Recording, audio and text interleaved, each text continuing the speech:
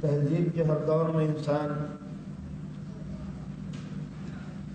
افراط اور تفریط کے دو نقطوں کے درمیان ڈگمگاتا رہا. جذبات سے مغلوب ہو کر، حالات سے مغلوب ہو کر کبھی یہ بلندیوں پہ چڑھ جاتا ہے اور پھر فوراً ہی پستیوں کی آخری منزل پہ جا کے رک جاتا ہے.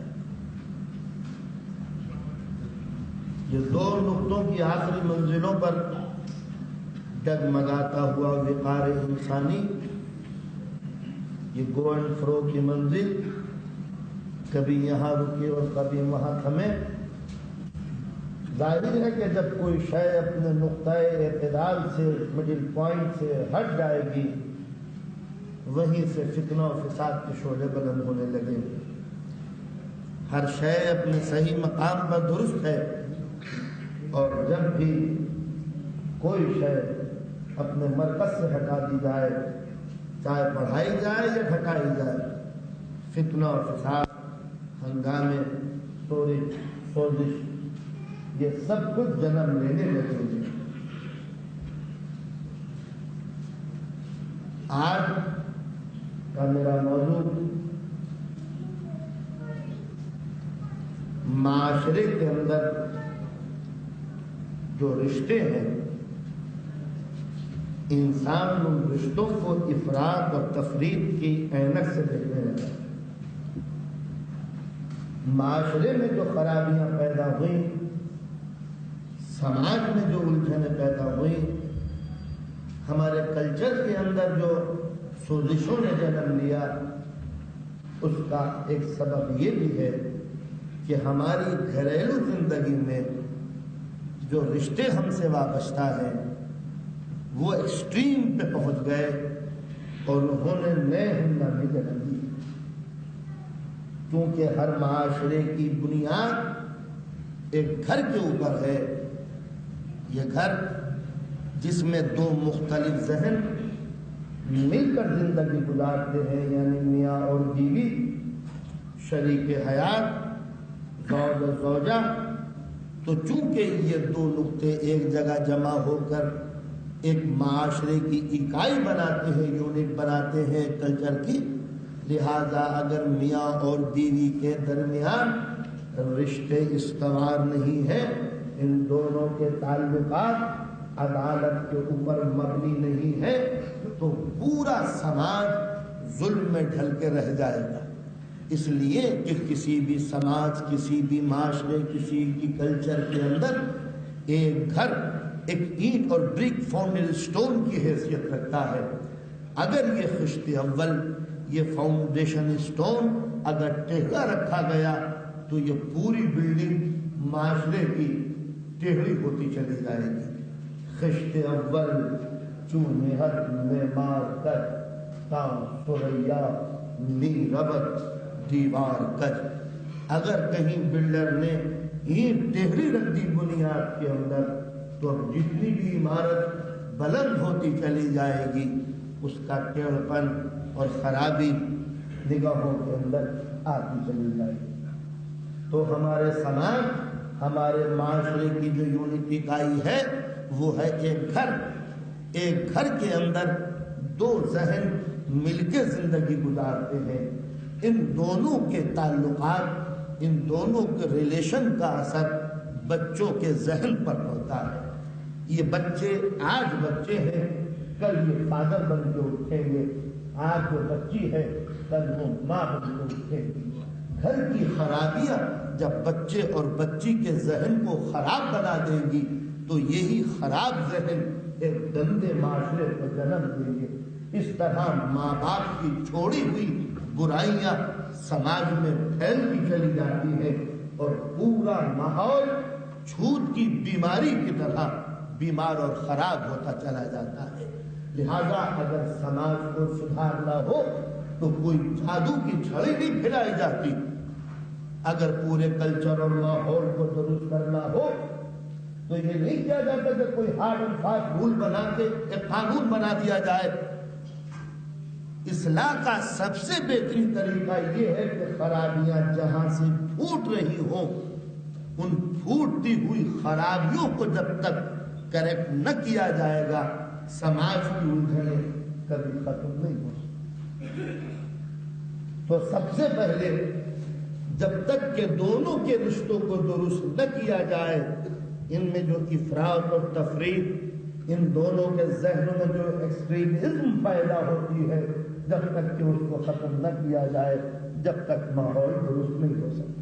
ایک مرتبہ صلوات میں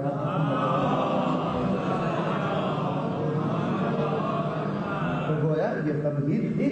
میرا اب جو موضوع ہے وہ آپ سن لیں کہ عورت اور مرد کے درمیان ایکسٹریم افراط اور تفریط کے رشتوں کا اثر اور تعلقات کا ریئیکشن، اور اسلام کا اس کے اندر وہ حکم جو دونوں کی اصلاح، یعنی یہ ریلیشن جو ہے جب یہ نقطۂ آخر پر پہنچ جاتے ہیں تب خرابیاں پیدا ہوں گی، تعلقات جب نیچے پہنچ جاتے ہیں تب خرابیاں پیدا ہوں گی۔ اس کی اصلاح اسلام نے حسین طریقے سے، تو ظاہر ہے ریلیشن کی ابتدا ہوتی ہے مرد اور عورت کے تعلقات کی بنا پر، میاں اور بیوی کے رشتوں کی بنا پر، کہ یہ کس نقطۂ نظر سے عورت کو سمجھا جائے، یہ ایک نظریہ ہے۔ عورت کی حیثیت سماج میں کیا ہونی چاہیے، یہ ایک سبجیکٹ ہے۔ ایک عورت کی منزلت کیا ہونی چاہیے، یہ مستقل ایک موضوع ہے۔ اور عورت ایک ایسا مسئلہ بنی رہی تاریخ کے ہر دور میں کہ بنی نوع انسان آدم کا بیٹا کبھی ایک نقطے پہ نہ رک سکا کہ عورت کی حیثیت کیا ہے۔ تاریخ کے طویل دور میں عورت دو نقطوں پر ڈگمگاتی ہوئی نظر آتی ہے۔ مرد نے جب عورت کی رسپیکٹ کی، عورت کو عزت کی نظر سے دیکھا تو اتنا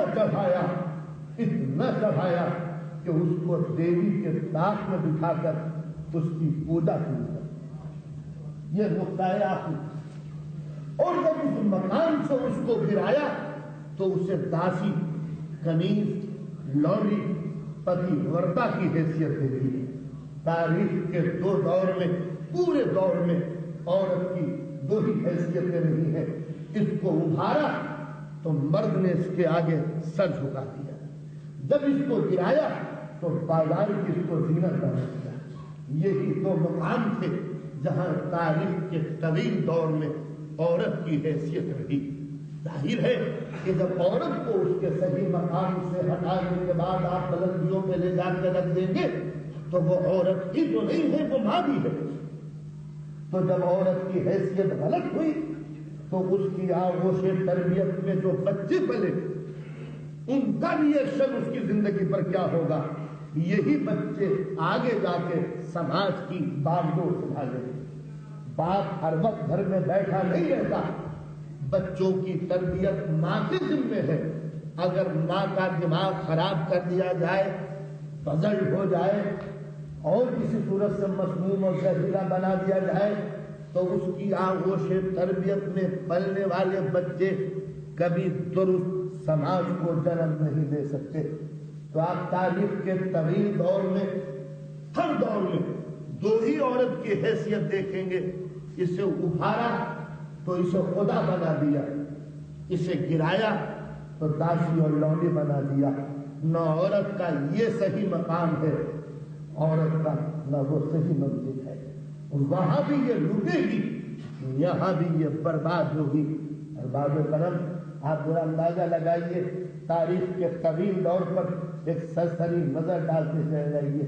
ہندوستان کا کلچر جہاں پر جو حد پات، کسی کا خون نہ کرنا، کسی کی حق تلفی نہ کرنا، ہر شے کے ساتھ بے پناہ مراد، بے پناہ تعلقات، لیکن پوری ہندو ہسٹری کے اندر عورت کے ہمیں دو ہی روپ نظر آتے ہیں، یا تو یہ بھگوان بنا کر پوجی گئی یا ذلیل بنا کر اس کو ہمیشہ کے لیے غارت کر دیا گیا۔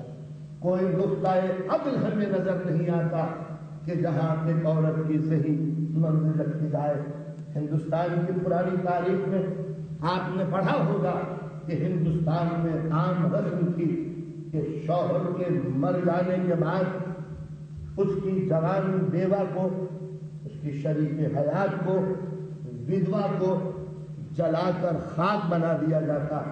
ہندوستان میں جب کوئی مرتا ہے اس کو دفن نہیں کیا جاتا، جلایا جاتا ہے، اور جب وہ جلتا تھا تو اس کی چتا پر، اس کے آگ کے بھڑکتے ہوئے شعلوں پر اس کی جوان بیوی کا جسم جلا کر خاکستر کر دیا جاتا۔ جس وقت دنیا نے یہ اعتراض کیا کہ یہ کیا ظلم و ستم ہے، تو آج جو ہندو ڈاکٹر ہیں اپنے مذہب کے ریڈیو ڈپارٹمنٹ کے جو لیڈر ہیں، آج وہ اس پرانی رسم کو برا نہیں کہتے، وہ آج بھی یہ کہتے ہیں کہ در حقیقت ہندوستان کی پرانی تاریخ میں میاں اور بیوی میں تعلقات اتنے اچھے ہوتے تھے، اس طرح پریم اور محبت ہوتی تھی کہ شوہر کے مر جانے کے بعد کوئی بھی بیوی اس دنیا میں زندہ رہنا پسند نہیں کرتی تھی، لہذا اس کی چتا پر وہ جل کے خاک ہو جاتی اور اس طرح ایک دائمی اور نہ ختم ہونے والی محبت کا ثبوت کو چھوڑ جاتی۔ تو ہر سال سینکڑوں ہزاروں کی تعداد میں، لاکھوں کی تعداد میں میتیں ہوتی اور شوہر کے مر جانے کے بعد اس کی بیوی کو جلا کر خاک اور راکھ بنا دیا جاتا۔ یہ ہندوستان کی پوری تاریخ اس بات کی گواہ ہے۔ انگریزوں تک کے زمانے آج بھی ترقی یافتہ دور میں کہیں چوری چھپے سے شوہر کی چتا کے اوپر بیوی کو جلا کے خاک کرنے والی رسم آج بھی ہندوستان میں پائی جاتی ہے۔ آج اس کو ہندو تاریخ کے مدبر یہ کہتے ہیں کہ یہ ہمارا جو عمل ایکشن تھا یہ غلط نہیں تھا، بلکہ میاں اور بیوی میں اس قدر پریم اور پیار ہوتا تھا کہ شوہر کے جل جانے کے بعد کوئی بھی بیوی اس دنیا میں زندہ رہنا نہیں چاہتی تھی اور وہ اپنے آپ کو جلا کر خاک کر لیتی۔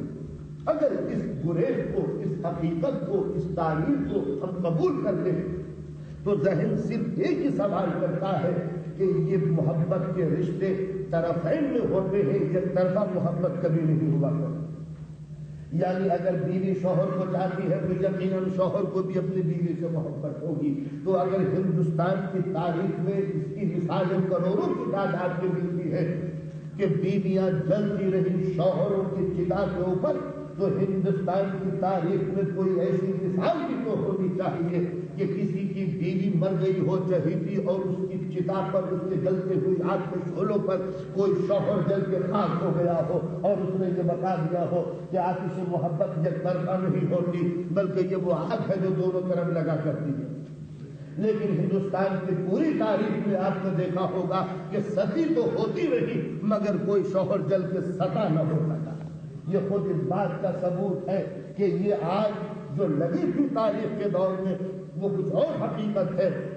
یہ ایک راستہ بیک ڈور نکالا گیا ہے اپنے ان جرم کو چھپانے کے لیے، لیکن حقیقت یہ ہے کہ ہندو سوسائٹی میں ایک بیوہ کے لیے کوئی مقام نہ تھا۔ شوہر کے مر جانے کے بعد اسے حق نہ تھا کہ وہ نیا لباس پہن سکے، اس کو حق نہ تھا کہ وہ سر میں کنگھی کر سکے، اسے حق نہ تھا کہ وہ سر میں تیل ڈال سکے، اسے حق نہ تھا کہ وہ بیاہ اور شادی کی رسم میں بیٹھ سکے، اس لیے کہ وہ منحوس گنی جاتی تھی۔ عورتیں اپنے بچوں کو اس کے سائے سے بچاتی تھی، اسے حق نہ تھا کہ کسی بچے کو ایک بیوہ اپنے گود میں لے لے۔ یہ آج بھی ہندوستان کے اندر رسمیں ہیں کہ بیواؤں کی گود میں غیر بچوں کو نہیں دیا جاتا۔ حد یہ ہو گئی کہ اگر تو بھی بیوہ ہے تو کوئی ماں اپنے بیٹے کو یعنی اس کے بھتیجے کو اس کے گود میں دینے کے لیے تیار نہیں ہے، اس لیے کہ وہ سمجھتے ہیں کہ یہ منحوس ہے، ہمارے بچے پر کہیں اس کی زندگی کا اثر نہ پڑ جائے۔ تو آپ نے دیکھا کہ ہندوستان کی پرانی تاریخ میں ایک بیوہ کے لیے، ایک ویدوں کے لیے کوئی مکان نہ تھا، وہ ذلت کی نگاہوں سے دیکھی جاتی۔ شوہر کے گھر میں رہنا مسلسل تانے سہنا تھا۔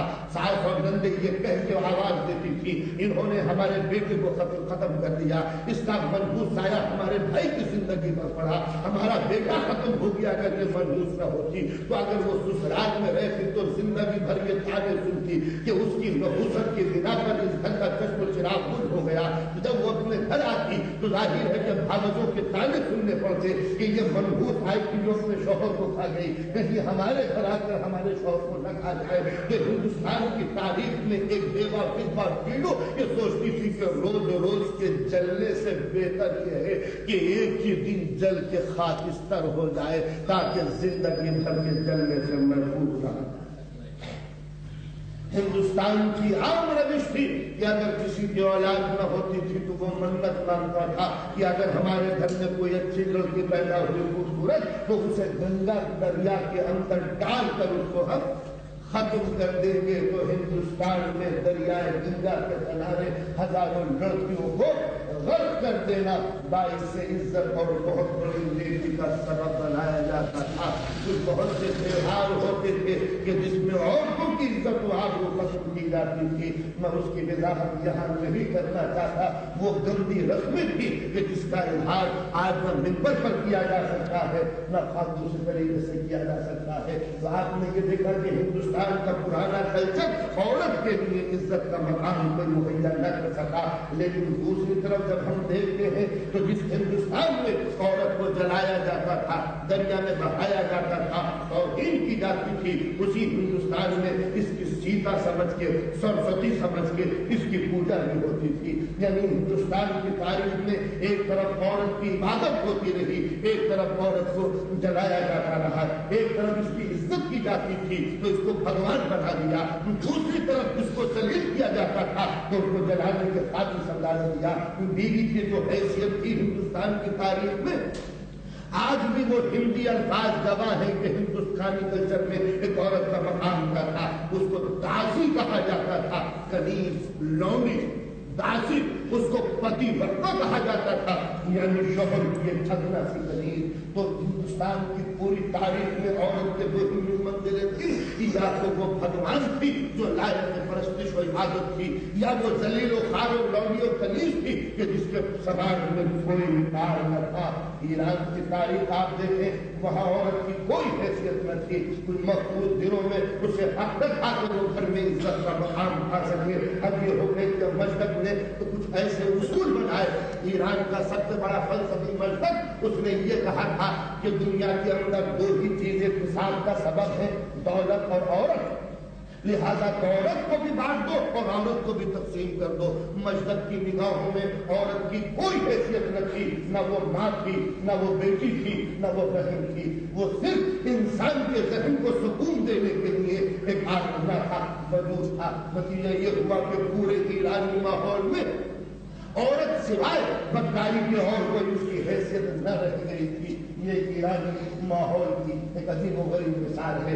عرب کا ماحول کون نہیں جانتا کہ عرب میں عورت کی حیثیت کیا تھی، جہاں باپ اپنی بیٹی کو زندہ دفن کر دے اس لیے کہ کہیں بڑا ہو کر وہ رسوا نہ ہو کہ داماد آ رہا ہے گھر میں اور یہ خود پھیلا رہے ہیں۔ تو عرب کے ماحول میں کوئی بھی باپ یہ پسند نہیں کرتا تھا کہ دنیا میں اس کی بیٹی زندہ رہے۔ تاریخ میں ایسی ایسی کھلونی مثالیں ملتی ہیں عرب کی کہ کس طرح باپ اپنے لفظ جگر کو عرب کے بگولوں میں دفن کر دیتے، بیٹیاں روتی تھیں اور اس کے بعد باپ کی ممتا اتنی اندھی ہو گئی تھی کہ روتی ہوئے بیٹیوں کے لیے ان کے دل میں کوئی گنجائش نہ تھی۔ ایک عرب کا بدو خود سرکار دو عالم کے سامنے اپنے کارنامے بیان کر رہا ہے، اللہ کے رسول 6 بیٹیوں کو میں دفن کر چکا تھا، میری ایک ساتویں بیٹی جب پیدا ہوئی تو میں ملک کے شادی کے سفر میں تھا، میری بیوی نے اسے چھپائے رکھا، وہ پڑوس میں پلتی رہی، جب وہ کچھ بڑی ہوئی اور مجھے معلوم ہوا کہ یہ میری بیٹی ہے تو میں نے فوراً بیوی سے کہا کہ میں اس بیٹی کو دفن کرنے کے لیے جا رہا ہوں۔ میں اس بچی کو لے کے چلا گیا، عرب کے ایک گھروں میں جنگل میں گیا، قبر کھودنے لگا تو قبر کی مٹی میرے جسم پر آ کے پڑ رہی تھی، وہ مٹی میری جوتیوں میں آ گئی۔ جب میں نے بیٹی کو دفن کرنا چاہا تو بیٹی میرا دامن کھاڑنے لگی، کیا بازار مٹی جو ہے آپ کے دامن کو نالود کر رہی ہے۔ میری بیٹی نے میرے پیر صاف کیے، ہاتھ صاف کیے، جوتے صاف کیے۔ اللہ کے رسول میں روتا جاتا تھا اور اپنی بیٹی کو دفن کرتا چلا جاتا تھا۔ آپ نے اندازہ لگایا کہ انسان کتنا ظالم ہو گیا تھا۔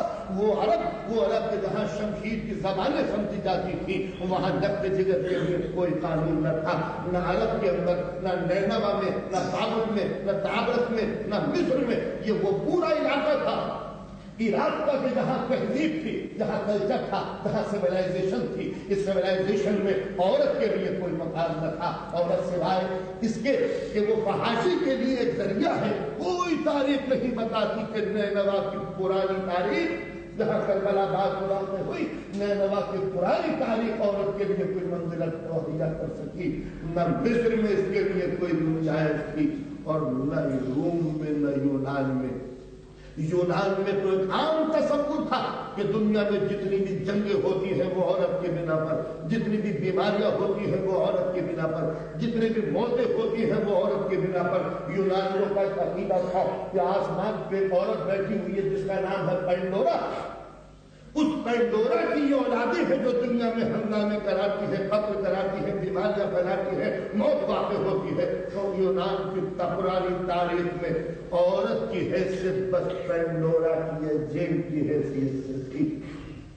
لیکن بعد کو جب اسی یونان میں یہ اثرات روم میں پہنچے تو روم بھی اس سے خیالات سے کچھ الگ ہٹ کے نہ سوچ سکا. رومن عام طریقے سے یہ سوچتے تھے کہ آسمان میں بیٹھی ہوئی ایفروڈائٹ جس کا کریکٹر کچھ اچھا نہیں، وہ دنیا میں آ کر غلط تعلقات قائم کرتی ہے. ایک عام تصور یہ پیدا ہو گیا تھا. اس لیے رومن ذہن میں ایفروڈائٹ کی پرستش بدکاری کا ایک ذریعہ سمجھے جانے لگی. تو یہ دنیا کی تہذیب، دنیا کی تاریخ، دنیا کا تمدن دو ہی حیثیتوں سے عورت کی حیثیت کو دیکھتا رہا. یا تو اس کو ذلیل کیا تو اتنا کہ داسی بنا دیا، اس کو عزت دی تو اتنی کہ اس کی پوجا کرنے لگی. عرب میں یہ ذلیل سمجھی جاتی تھی، مگر لات و عزا یہ عورتوں کی اسٹیچو تھے جن کی عرب پوجا کرتے تھے. یعنی ایک طرف دفن کرنا ضروری تھا تو ایک طرف عبادت کرنا ضروری تھا. یہی دو حیثیتیں عورت کی بھرپور تاریخ میں رہی. کہیں جلائی گئی، کہیں مٹائی گئی، کہیں دفن کی گئی. وسط ایشیا روس کے علاقے میں عام دستور یہ تھا کہ کلٹیویشن سے پہلے کھیتی باڑی کرنے والے جتنے بھی کسان لوگ تھے وہ یہ سمجھتے تھے کہ یہ کھیتی باڑی جب ہی ہوتی ہے کہ جب تک کہ ٹرائب کی حسین ترین لڑکی کا خون کھیت میں نہ چھلکا جائے گا جب تک کوئی دانہ نہ ہوگے. یہ تصور مصر میں عام خیال یہ تھا کہ نائل جو اوور فلو ہوتا ہے اس کی بنا پر ہمارے یہ کھیتی باڑی ہے، یہ فرٹیلائزر کی زمین ہے، صرف اس کی بنا پر کہ نائل دریا اوور فلو ہو جاتا ہے، فلڈ آتا ہے. اور یہ صرف اس لیے آتا ہے کہ آسمان پہ گاؤ رے اس کو خوش کرنا ضروری ہے. اور رے جب خوش ہوتا ہے کہ جب دریائے نیل کے کنارے حسین ترین لڑکیوں کا خون دریائے نیل میں بہایا جائے. تو فلڈ آنے سے پہلے حسین ترین لڑکیاں دریائے نیل کے کنارے موت کے گھاٹ اتار دی جاتی تھی کہ ان کے خون سے رے خوش ہوگا اور رے خوش ہو کر دریا میں طوفان اٹھائے گا جس سے ہماری کھیتی باڑی کو سکون ملے گا اور زیادہ ہوگا. یہ دنیا کا ایک نقشہ جس طرح سے اشارہ ہو رہا ہے کہ مت آگے بڑھ جائے.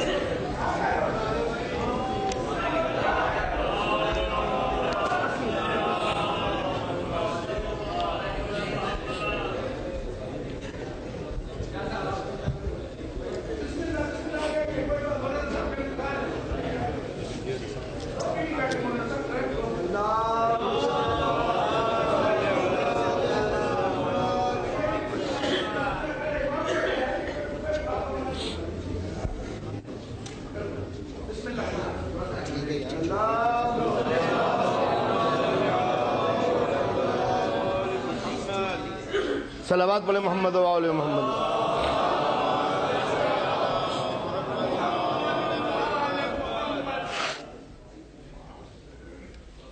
ایک بار اور صلوات بولے محمد و آل.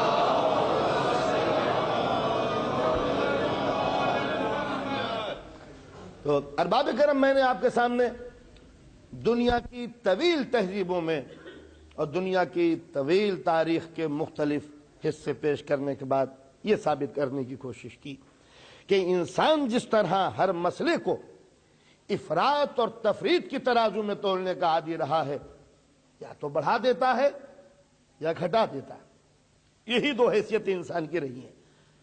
تو اس نظریے کے تحت یا تو مرد نے عورت کو اتنا بڑھایا کہ خدا بنا دیا، یا پھر اتنا گھٹایا کہ اسے داسی اور کنیز بنا دیا۔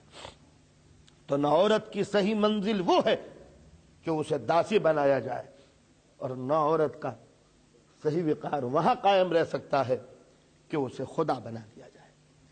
تو ظاہر ہے کہ یہ دونوں نقطے جو افراط اور تفریط ایکسٹریم پر ہے، یہ عورت کے لیے نہ وہ انصاف ہے اور نہ یہ انصاف ہے۔ انصاف کی منزل جبھی ہوگی کہ جب اسے داسی کی حیثیت سے اٹھایا جائے، انصاف جبھی ہوگا جب اسے خدا کی منزل سے ہٹا کر اپنے گھر کا ناخدا بنایا جائے۔ تو جب تک وہ نقطہ عدل قائم نہ ہوگا، سماج کی یہ اکائی، یونٹ، گھر کا یہ وحدت پر، یہ کبھی قائم نہیں رہ سکتا۔ تو ظاہر ہے وہ کہیں گے وہ تاریخ دور تھا، لہذا اس کا ذکر کیوں کرتے ہو؟ یہ ایٹومک پیریڈ ہے۔ یورپین کلچر اس تمام برائیوں سے پاک عورت کو صحیح منزل پر لا کے رکھنے کے لیے ایک تحریک ہوا۔ جہاں تک کہ یورپ کے بلند و بالا نعرے ہیں، اس میں کوئی شک نہیں ہے کہ اس نے عورتوں کے حقوق کے لیے آوازیں بہت بلند کی ہے کہ عورتوں کو رائٹ ملنا چاہیے، عورتوں کو حقوق ملنے چاہیے، عورتوں کو ذلیل نہ سمجھنا چاہیے۔ لیکن آج تک میں نہ سمجھ پایا کہ اس پرانے دور کی عورت میں اور اس دور کی عورت میں بنیادی حیثیت سے فرق کیا رہا۔ کل بھی عورت ذلیل سمجھی گئی، عورت آج بھی ذلیل سمجھی جا رہی ہے، چاہے اس کے لیے الفاظ ادا نہ کیے جائے، مگر اس کی دو حیثیتیں جو پہلی تھیں آج بھی اس کی وہی حیثیتیں ہیں۔ یا تو یہ خدا بنا دی گئی، یا پھر یہ اس منزل پہ لا کے رکھی گئی جہاں عورت کی عزت و آبرو، پاکیزگی و عفت ہمیشہ کے لیے ختم ہو گئی۔ انصاف سے بتائیے، جس وقت یہ دعویٰ کیا گیا کہ عورت کو صحیح منزل پہ لا کے رکھا جائے گا، ہم بھی سانس روک کر یہ سوچنے لگے کہ اس ایٹومک پیریڈ میں ہر چیز کو دیکھنے کے لیے نئی نئی اینکیں موجود ہیں، پتہ نہیں عورت کے ساتھ کیا انصاف ہوگا۔ اب جو سائنس کے اسٹیج سے پردہ اٹھتا ہے تو عورت بس برہنہ نظر آتی ہے، اور اس کے لیے یہی وہ مقام ہے کہ جہاں کہا جاتا ہے کہ ہم نے اس کو انصاف کے ساتھ دیکھا ہے، اس کے ساتھ انصاف برتا ہے۔ آج اس کے لیے سب سے بڑا انصاف یہ ہے کہ اسے پائلٹ بنایا جائے، اسے سولجر بنایا جائے، اسے کیپٹن بنایا جائے۔ یعنی عورت کی جو صحیح منزل تھی اب وہ گھر نہیں ہے، عورت کا جو صحیح مقام ہے وہ آج آفس ہے۔ اس کے علاوہ عورت کے لیے اس سے زیادہ کوئی بھی سوچنے کے لیے تیار نہیں ہے۔ آج بھی قلب رنگین کیے جاتے ہیں یا نہیں؟ آج بھی عورت کا وقار خاک میں ملتا ہے یا نہیں؟ اتنی ترقی کے بعد بھی عورت ذہنی اعتبار سے مرض سے مروب ہے یا نہیں؟ اس کا زندہ ثبوت میں آپ کو بتا دوں کہ اگر عورت کو صحیح منزل مل گئی ہوتی اور مرد نے اس کے ساتھ انصاف کیا ہوتا تو نفسیاتی حیثیت سے عورت مفلوج ہو کے نہ رہ جاتی۔ اس کا بہت ہی نفسیاتی تجزیہ میں آپ کے سامنے کرتا ہوں کہ عورت اگر عورت کے لباس میں ہے تو وہ خود کو محفوظ سمجھتی ہے، لیکن اگر عورت مرد کا لباس پہننے لگے تو نفسیاتی تجزیہ جب آپ کریں گے تو فیصلہ یہی ہوگا کہ عورت آج بھی اپنے آپ کو مرد کے مقابلے میں مظلوم سمجھتی ہے۔ مظلوم نہ سمجھتی ہوتی تو یہ مردوں جیسا لباس عورت کبھی نہ پہنتی۔ آج اگر سماج نے عورت کو برابری کا مقام دے دیا ہوتا تو جس طرح عورتیں مردوں کا لباس پہننے کی کوشش کرتی ہیں، کوئی مرد بھی عورت کا لباس پہن کے بازار میں آ جاتا ہے، لیکن مرد آج بھی سمجھتا ہے کہ میں اس سے افضل ہوں، اس لیے عورتوں کا لباس کیوں پہنوں۔ عورت آج بھی سمجھتی ہے کہ میں مظلوم ہوں، لہذا کم سے کم مرد کی نقل کر کے میں اس کے مساوی ہونے کی کوشش کروں۔ یہ ایک نفسیاتی تجزیہ ہے جس کو وہ بہتر سمجھ سکتے ہیں کہ جنہوں نے ذہن انسانی کے اوپر کچھ بحث کی ہے، کہ کسی مرد کا عورت کا لباس نہ پہننا اور عورتوں کی نقل نہ کرنا یہ خود اس بات کا ثبوت ہے کہ وہ اپنے آپ کو افضل سمجھ رہا ہے، اور عورتوں کا مردانہ لباس پہننا یہ اس بات کا ثبوت ہے کہ وہ نقل کرنے کی کوشش کرتی ہے کہ ہم بھی اپنے آپ کو شو کریں کہ ہم بھی مرد ہو رہے ہیں۔ یہ کوشش کرنا خود اس بات کا ثبوت ہے کہ عورتوں کے ذہن میں آج بھی احساس کمتری ہے، اور یہ احساس کمتری مرد کی پیدا کردہ ہے، خود اس کے لیے نہیں، اس لیے کہ سماج میں آج بھی یہ بکتی ہے جس طرح کل بکتی تھی، جس طرح کل اس پر بولیاں لگائی جاتی تھی، آج بھی اس پر بولیاں لگائی جاتی ہیں، آج بھی اس کی عزت لوٹی جاتی ہے جس طرح کل اس کی عزت لوٹی جاتی تھی، مگر کل میں اور آج میں فرق ہے کہ کل عورت کی آبرو لوٹی جاتی تھی اسے احساس کمتری کا شکار بنا کر، اور آج اس کی عزت پہ ڈاکہ ڈالا جاتا ہے اسے نشہ آزادی کی دوا سنگا کر۔ کل بھی یہ مظلوم تھی، آج بھی یہ مظلوم ہے۔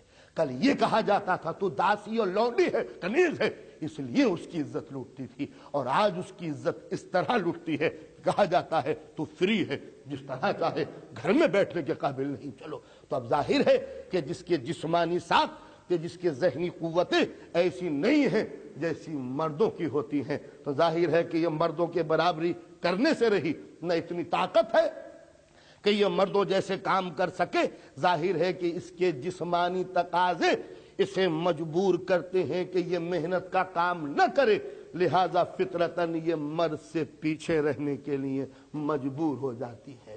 مرد اسے اپنے ساتھ اسی منزل پہ لا کے رکھتا ہے تاکہ اس کے ذہن کو جنسی آسودگی مل سکے۔ جنسی آسودگی کے بعد عورت کو یہ کوئی مقام دینے کے لیے تیار نہیں ہے۔ فطرت نے ان دونوں کی ضرورتیں کچھ اس قسم کی بنائی تھی کہ نہ یہ بغیر مرد کے رہ سکے، نہ یہ بغیر عورت کے رہ سکے۔ فطرت نے نسل کے نظام کو آگے بڑھانے کے لیے مجبور کیا تھا کہ یہ دونوں ایک نقطے پر آ جائیں، ان دونوں کی یہ مشترک ضرورتیں تھیں۔ لیکن پریشانی یہ ہے کہ دونوں طوفان، دونوں ضرورتیں، دونوں حاجتیں ایک منزل پر آئیں تو اس کی ذمہ داریاں کچھ ہوئیں، اس کی ذمہ داریاں کچھ ہوئیں۔ نسل کو بڑھانا فطرت نے دونوں کے ذمہ رکھا، لیکن فطرت نے ایک جگہ یہ رکھا کہ یہ آزاد ہے، جبکہ اس کے لیے پریشانیوں کا سبب ہے۔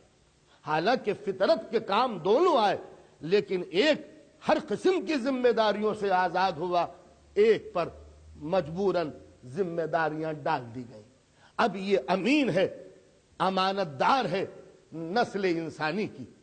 چونکہ مجھے بہت ہی سخت منزلوں سے گزرنا پڑ رہا ہے، لہذا میرے صحیح خیالات کے ساتھ میرا الفاظ ظاہر ہے کہ ساتھ نہیں دے سکتے، تو جب تک کہ آپ میرا ساتھ نہ ہوں گے، جب تک کہ میں اپنے مفہوم کو ظاہر نہیں کر سکتا۔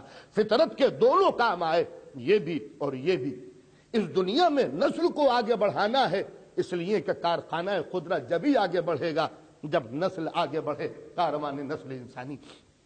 لیکن فطرت کا جو منصوبہ پورا ہوا، مرد اس میں بالکل آزاد، اس پر کوئی وزن نہیں، کوئی بار نہیں، کوئی ذمہ داری نہیں، ساری ذمہ داری ایک وجود پہ آ پڑی جو کمزور ہے جسمانی لحاظ سے۔ اب ذرا مجھے آپ عقل کا فیصلہ بتائیں کہ فطرت کیا دونوں کام کر رہے ہیں، مگر مرد آزاد، اس پر کوئی بار نہیں، کوئی وزن نہیں، کوئی ذمہ داری نہیں۔ یہ توانا، مضبوط، ہیلدی، صحت مند، زیادہ محنت کام کرنے والا، جو زیادہ قوی تھا اس پر کوئی بار نہیں، جو کمزور تھی اس پر بار ہے۔ جب بار ہے تو یہ محنت کا کام نہیں کر سکتی۔ تو اب یہ بتائیے کہ یہ 9-10 مہینے کا عرصہ نہ یہ مشقت کا کام کر سکتی ہے، نہ محنت کا، نہ یہ تگ و دو کر سکتی ہے، نہ دوڑ دھوپ، تو ظاہر ہے کہ معاشی اعتبار سے، اکنومیکل طریقے سے اس کو کمزور ہونا چاہیے مرد کے مقابلے میں۔ یہ محنت نہیں کر سکتی ورنہ نسل انسانی آگے نہ بڑھے گی۔ یہ آزاد ہے، جبکہ ذمہ دار یہ ہونا چاہیے تھا، اس کو کبھی بنایا تھا، مضبوط بنایا تھا، حالانکہ ہونا تو یہ چاہیے تھا جو مضبوط ہے وہ بار اٹھائے، لیکن فطرت نے اس کو تو آزاد رکھا اور جو کمزور تھا اس کو فطرت نے مقید کیا۔ تو جب ذمہ داری اس پر ہے تو اب بڑا ظلم ہوگا اگر کوئی کانسٹیٹیوشن، کوئی قانون یہ کہے کہ عورت کو بھی ویسی ہی محنت کرنی چاہیے جیسی اس مرد کو، چونکہ ان دونوں نے ایک ذمہ داری نبھائی ہے فطرت کی، اور اس مرد کے اوپر کوئی بار نہیں، سارا بار اس پر آ پڑا۔ تو عقل یہ کہتی ہے کہ فطرت نے جس کو بار اٹھانے سے آزاد کیا ہے، اب اس کے ذمے ہے کہ اس عورت کا وہ بار اٹھائے، اس کی معاشی پریشانیاں دور کرے، اس کی الجھنوں کا ذمہ دار بنائے۔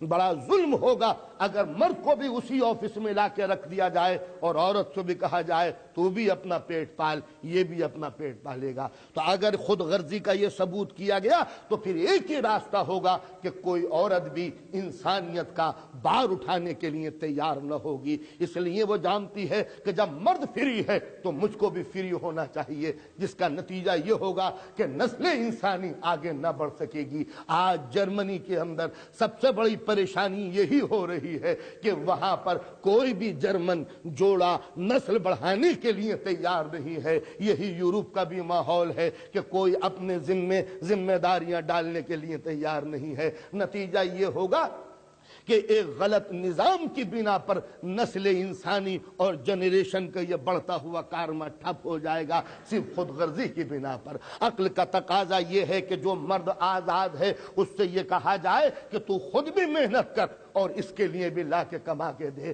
تو اب ظاہر ہے یہ کہے گا کہ میرے لیے کیا ضروری ہے کہ میں دوسرے کے لیے کما کے دوں، مجھے کیا ضرورت پڑی ہے؟ اس لیے کہ ضرورتیں مشترک ہیں۔ تو ظاہر ہے جب ضرورتیں مشترک ہیں، کامن ہے دونوں میں، تو میں بھی آزاد ہوں، یہ بھی آزاد ہے، تو ظلم ہو جائے گا، نسل انسانی فنا ہو جائے گی۔ تو اب اس مرد کو مجبور کیا جائے کہ تجھ کو یوں کھلانا پڑے گا کہ ہونے والی اولاد تیری اولاد ہے۔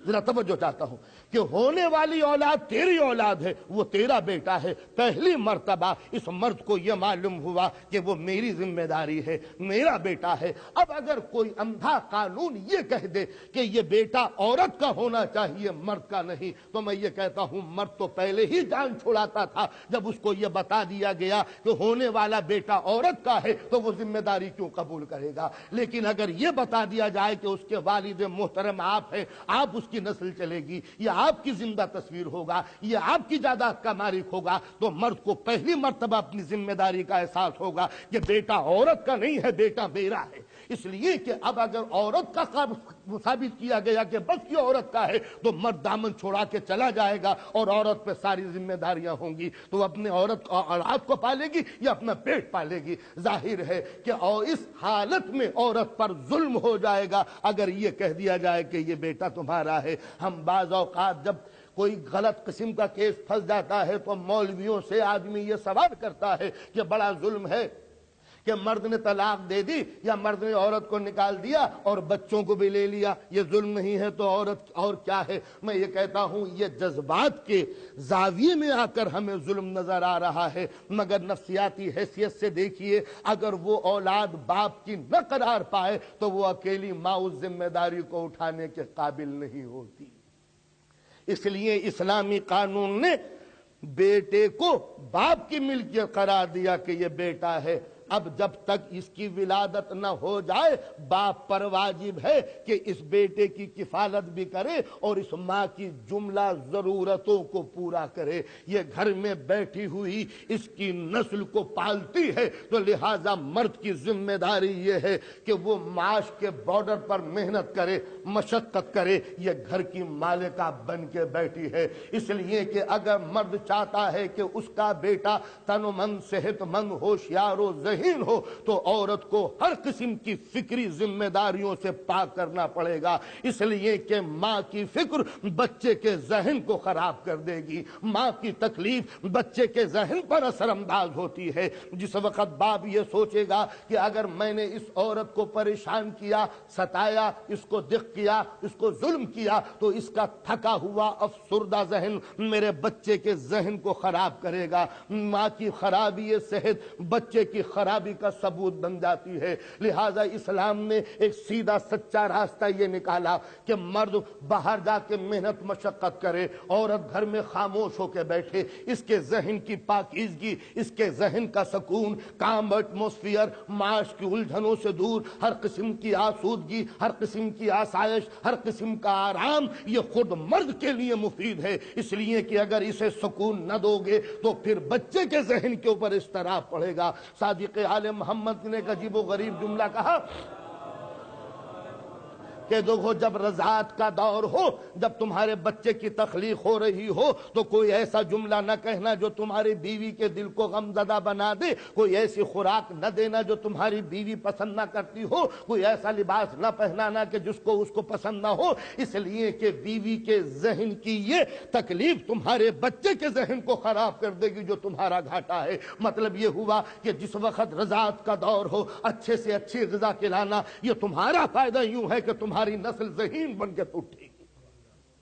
تو لہذا اسلام نے جو مرد جس کو بنایا، جس کو قوی بنایا، تندرست بنایا، صحت مند بنایا، ہوشیار بنایا، ذہین بنایا، یہ اس لیے کہ تم اپنی قوت سے، اپنی طاقت سے، اپنی محنت سے، اپنی مشقت سے خود بھی کماؤ اور اپنے بیٹے کے لیے جو ذمہ داریاں ہو سکتی ہیں اس کو بھی پورا کرو۔ تو جب تک رضاعت کا دور ہو، بچے کی تربیت ہو، جب تک بچہ دودھ پیتا رہے، باپ کے اوپر ذمہ داری ہے کہ وہ ماں کے کل اخراجات برداشت کرے۔ تو اب ظاہر ہے کہ یہ ماں اگر داسی بنا دی جائے، یہ اگر لونڈی بنا دی جائے، اس کی توہین کی جائے، اس کی انسلٹ کی جائے، تو اس کے ذہن کے خرابی آگے آنے والی نسلوں کے ذہنوں کے اوپر پڑے گی۔ لہٰذا اگر یہ چاہتے ہو کہ تمہاری اولاد ترقی یافتہ ہو، اچھے خیالات لے کے اٹھے، تو جب تک ماں کے ذہن کو سکون نہ ملے گا، اولاد صحیح ذہن لے کے پیدا نہیں ہو سکتی۔ تو اب یہ جو باپ محنت کر رہا ہے اولاد کے لیے، مشقت کر رہا ہے اولاد کے لیے، کما رہا ہے اپنی اولاد کے لیے، اب اگر اس کو یہ کہہ دیا جائے کہ جو اولاد ہے وہ تمہاری نہیں ہے، تو اس کے چلتے ہوئے ہاتھ رک جائیں گے، دل کی ہمت جواب دے دی جائیں گی۔ تو اب اسے یقین دلایا جائے کہ یہ تمہارا ہی بیٹا ہے، تو جتنا یقین ہوتا چلا جائے گا، یہ بیٹے کے لیے اتنی ہی شدت سے قربانی کرتا چلا جائے گا۔ اس یقین کو دلانے کے لیے اسلام نے پردے کا نظام معین کیا تھا، تاکہ تم عورت پر کوئی تہمت نہ لگا سکو، اس لیے کہ نگران تو تم تھے، ذمہ دار تو تم تھے، لہذا عورت کے لیے عفت قرار پا گئی۔ تو عورت کی عزت و آبرو بھی محفوظ ہوتی ہے اور بیٹے کے حقوق بھی معین و محفوظ ہوتے ہیں۔ جب یقین دلایا جائے گا کہ میرا ہی بیٹا ہے، تو جتنے زور سے یقین آئے گا اتنا ہی یہ بیٹے کے حق کے لیے اچھا ہوگا۔ کہ ظاہر ہے کہ جب حصار میں ہے، تمہارے کنٹرول میں ہے، تو اب تم کہنے والے کون ہو کہ تمہارا بیٹا نہیں ہے؟ تو پردے کا یقین ہی بیٹے کے حقوق کا ضامن بن جاتا ہے۔ تو اب ضرورت کیوں پڑی کہ عورت کو پردے میں محفوظ رکھا جائے؟ اس لیے کہ سوال یہ پیدا ہوتا ہے کہ پیدا ہونے والا اس باپ کی ملکیت کا وارث ہوتا ہے، اس باپ کی جائیداد کا مالک ہوتا ہے، اس کے چھوڑے ہوئے رقم کا وارث ہوتا ہے۔ عدالت اس وقت دم توڑ دے گی کہ جب بیٹا کسی کا ہو اور ملکیت کسی کی پائے، اولاد کسی کی ہو، جائیداد کا مالک کوئی اور بنے۔ لہذا قدرت نے جب باپ کی جائیداد کا بیٹے کو وارث بنایا ہے، تو شریعت کو یہ بھی حق تھا کہ اس کے نسل کی تحفظ ذمہ دار بنایا جائے، اور باپ کو یقین کیا جائے کہ جس کو تو جائیداد دے رہا ہے وہ تیرا ہی بیٹا ہے۔ لہذا اگر باپ یہ چاہتا ہے کہ میری نسل کا تحفظ ہو، تو یہ عقل کے مطابق ہے، عقل کے مخالف نہیں ہے۔ لہذا مرد کو یہ کہنے کا حق پوری طرح ہے کہ مجھے یقین ہونا چاہیے کہ یہ میرا بیٹا ہے، مجھے یقین ہونا چاہیے کہ یہ میری شریک حیات ہے۔ بس جتنی اسے یقین بڑھتا چلا جائے گا عورت اور بچے کے حقوق اتنے ہی محفوظ ہوتے چلے جائیں گے۔ اب اگر اس کے بعد یہ ظالمانہ روش اختیار کرتا ہے تو اسلامی عدالت اسے مجبور کرتی ہے کہ تو عورت کا نان و نفقہ تجھ کو دینا ہی پڑے گا۔ یہ ہوا، چونکہ نان و نفقہ اس کے کل اخراجات اٹھانے کا ذمہ دار وہی ہے، لہذا جب تک اسے یقین نہ ہو جائے، جب تک اسلام بھی اسے حقوق دینے کے لیے تیار نہیں ہوتا، تو یہ جب ہی قائم ہو سکتا ہے کہ جب معاشرے میں ایک مضبوط ریلیشن قائم ہو سکے دونوں کے اندر۔ اسلام نے کہا کہ دیکھو مسٹر مرد صاحب، یہ لونڈی نہیں ہے، یہ کنیز نہیں ہے، یہ پتی ورتا نہیں ہے، یہ تمہاری خدمت کے لیے اس طرح نہیں آئے گی جیسے نوکرانیاں ہوتی ہیں۔ اسلام نے لفظ داسی ہٹایا، لفظ پتی ورتا ہٹایا، کنیز اور لونڈی کے لفظ ہٹائی۔ اسلام نے ایک نیا لفظ پیدا کیا، تم زوج ہو، یہ زوجہ ہے۔ زوج اور زوجہ کیا؟ یہ گاڑی کے دو ویل ہیں، دو پہیے ہیں۔ جس طرح یہ دونوں ایک ہی سرکمفرنس، ایک ہی ڈائیمیٹر، ایک ہی رفتار، ایک ہی مقدار، بغیر اس کے تم ادھورے ہو، بغیر یہ تمہاری ادھوری ہے۔ یعنی ایک مرد کی زندگی بیکار ہے اگر شریک حیات عورت نہ ہو، اور شریک حیات عورت کی زندگی بیکار ہے اگر مرد نہ ہو۔ تو یہ لازم و ملزوم وجود ہے ایک دوسرے کے لیے۔ اس لیے قرآن نے کہا مرد عورتوں کا لباس ہے، عورتیں مردوں کا لباس ہے۔ یعنی عورت نہ ہو تو وقار انسانی بے پردہ ہے، اگر مرد نہ ہو تو عورت کی حیثیت کا کوئی محافظ نہیں۔ یہ بے آبرو ہے اگر مرد نہ ہو، یہ بے عزت ہے اگر عورت نہ ہو۔ اس طرح قدرت نے ان دونوں کو لازم و ملزوم قرار دیا۔ ہم نے تم کو زوجہ بنایا، ایک دوسرے کا زوجین، یہ تمہارے لیے ہے، یہ تمہارے لیے ہے۔ تو مرد یہ نہ سمجھے کہ میں کوئی افضل چیز ہوں۔ لہذا اسلام نے ان دونوں نقطوں کو مٹھایا، نہ اس کی عبادت کرنا اور نہ اسے داسی بنانا، یہ تیری زندگی کے لیے ایک لازمہ ہے، ایک ضروری چیز ہے۔ تجھ کو مرد بنایا، قوی بنایا، بہادر بنایا، تو معاش کے بارڈر پر باہر جانا یہ کمزور ہے، ناتواں ہے، یہ گھر میں رہے گی۔ اس لیے کہ اگر یہ ناتواں کمزور نہ بنائی جاتی، جس کو بہت سی عورتیں اس زمانے کے ماننے کے لیے تیار نہیں ہیں، ہم کمزور نہیں ہیں، ہم ناتواں نہیں ہیں، مگر یہ وہ باتیں ہیں کہ جس کا تاریخ میں حقیقتوں سے کوئی تعلق نہیں ہے۔ اس کو کمزور قدرت نے یوں بنایا کہ اس کمزوری ہی کے اوپر ایک مضبوط معاشرے کی بنیاد رکھنی تھی۔ اگر یہ دونوں قوی ہوتے تو کیا ضرورت تھی کہ یہ کسی بار کو اٹھاتی، تم بھی چلو اور ہم بھی چلتے ہیں۔ لہذا قدرت نے اس کو کمزوریوں بنایا تاکہ اس کمزوری سے ممتا پیدا کی جا سکے۔ نرم و نازک اس لیے بنایا تاکہ بچے کی صحیح تربیت ہو سکے۔ اس لیے مرد کا دل اور بنایا، مرد کی تو عورت کی طبیعت اور بنائی۔ اس کو غیظ و غضب والا بنایا، اس کو ممتا سے بھرپور بنایا۔ یہ غیظ و غضب نہیں ہے، یہ کمانے کے لیے ایک اسپرٹ دینا تھی تم کو، تاکہ تم معاش کے اوپر رہ کے تم غیظ و غضب کا اظہار کر کے کما سکو۔ اس لیے کہ یہ غیظ و غضب ہی ایک رولنگ پاور تم میں پیدا کرے گا، تم میں حاکمیت کا تصور پیدا کرے گا تاکہ تم کما سکو۔ اس کو نرم و نازک بنایا تاکہ اپنے بچے کو یہ ٹینڈر ماحول میں، نرم و نازک فضا میں پال سکے۔ اس کی طبیعت میں اتنا رحم نہیں ہے جتنا رحم ماں کی طبیعت میں ہے۔ رحم اس لیے بنایا کہ رات کو اگر بچہ روئے تو مسٹر مرد سوتے ہوئے ملیں گے، جھنجھلائیں گے، کیا چلا رہے ہو، مگر ماں ہے جو ساری رات بچے کو لے کر ٹہلتی رہے گی۔ آپ نے اندازہ لگایا، اسی لیے فطرت نے اس کو کمزور بنایا تھا تاکہ اس کمزور کے پہلو کے اندر ممتا جاگتی رہے۔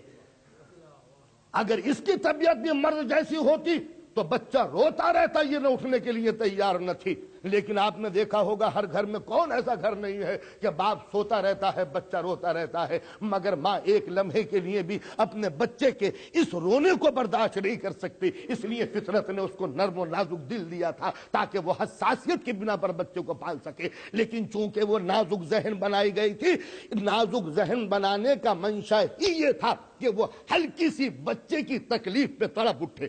ذرا توجہ چاہتا ہوں، اس کو اس لیے نازک بنایا تھا کہ بچے کی ادنا سی تکلیف پر وہ کنوینس ہو جائے اور رویا، یہ آگے آ گئی، چاہے اس کا رونا جائز ہو یا ناجائز، میرے ایک جملے پہ غور کریں، چاہے بچے کا رونا جائز ہو یا ناجائز، چاہے اس کی ہٹ اچھی ہو یا بری، چاہے اس کی عادت بے تکی ہو یا ٹھیک ہو، مگر ماں کا دل بنایا جو تڑپ کر آگے جائے اور خود کو پیش کر دے۔ لیکن یہی نزاکت عورت کی آبرو کے لیے خطرہ پڑ جاتی ہے، اس لیے کہ اگر بچے کی جگہ کوئی مرد آ گیا تو یہ اس سے بھی کنونس ہو سکتی ہے، جہاں کسی نے میٹھی چکنی چپڑی باتیں کی یہ اس کے بہکائے میں بھی آ سکتی ہے، اس لیے عورت فریب خوردہ ہو جاتی ہے۔ کیوں؟ اس لیے کہ قدرت نے اس کو نرم و نازک دل و دماغ دیا تھا بچے کی تربیت سے، اسی کمزوری سے مرد چاہے تو ناجائز فائدہ اٹھا سکتا ہے، لیکن قدرت نے اس عورت کے تحفظ کے لیے اس کے شوہر کو نگراں بنا دیا۔ اب ظاہر ہے کہ اگر یہ مرد کے کنٹرول میں نہ ہو تو کسی کے ذریعے بھی یہ کنونس ہو کے غلط راہ پہ پڑ سکتی ہے۔ لہذا مولا کائنات نے فرمایا کہ کچھ چیزیں مردوں کے لیے عزت ہیں، وہی چیزیں عورتوں کے لیے نقصان دہ ہیں۔ مثلا بہادری مردوں کے لیے بڑی اچھی چیز ہے، عورتوں کے لیے بہادری اچھی چیز نہیں ہے۔ کیا اس کی ضرورت پڑے گی کہ اس کو وضاحت کی جائے؟ مثلا اگر یہ کہا جائے کہ آج کل ذرا اسکن ہیڈ کا خطرہ زیادہ بڑھ گیا ہے، باہر کو نہ جانا، تو نوجوان لڑکا کہے گا اور دیکھ لوں گا جو کچھ بھی ہوگا، اس کے اندر بہادری ہے، اس میں جرأت ہے۔ لیکن اگر عورت میں یہی جرأت پیدا ہو جائے دیکھ لوں گے جو بھی ہوگا، تو اب ظاہر ہے کہ اگر بہادری کا جذبہ اس میں پیدا ہو جائے تو اتنا ہی اس کے لیے رسک بڑھتا چلا جاتا ہے۔ اس لیے کہ عورت جتنی بھی بہادر ہوتی چلی جائے گی وہ نازک ذہنی تو آخری وقت تک رہے گی جو قدرت نے بچے پالنے کے لیے پیدا کی ہے۔ جو بچے کی نزاکتوں کے ساتھ اس کو پالنے کا جو جوہر دیا ہے وہ تو باقی ہے۔ اسی جذبے کو اگر کوئی دوسرے رنگ میں رنگنا چاہے تو عورت آسانی سے گمراہ ہو جاتی ہے۔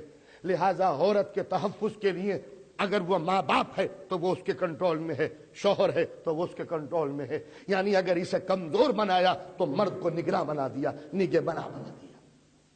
اب کہا کہ الرجال قوامون علی النساء، مردوں کو ہم نے حاکم بنایا ہے عورتوں کے اوپر۔ حاکم کے معنی یہ نہیں کہ جو چاہے یہ ظلم ڈھائے، اس لیے کہ یہ کمزور ہے، یہ قوی ہے، لہذا قوی کے کنٹرول میں کمزور رہی تو عزت بچ جائے گی، لیکن اگر کوئی عورت بغاوت کرے تو پھر آبرو بچنی مشکل ہو جائے گی۔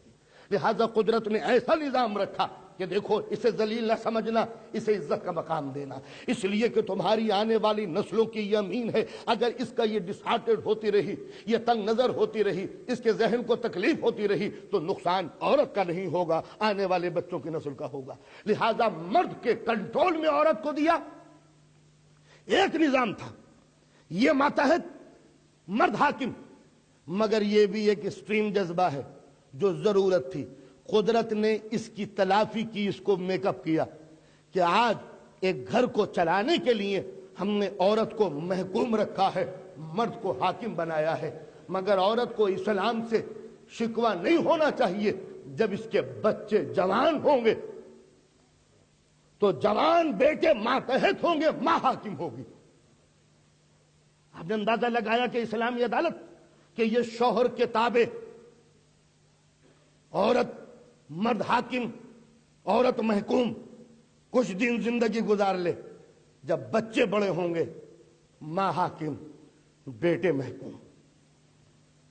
کبھی شریعت نے یہ نہیں کہا کہ اے عورت تیری جنت شوہر کے قدموں کے نیچے، مگر یہ کہا لڑکو تمہاری جنت ماں کے قدموں کے نیچے۔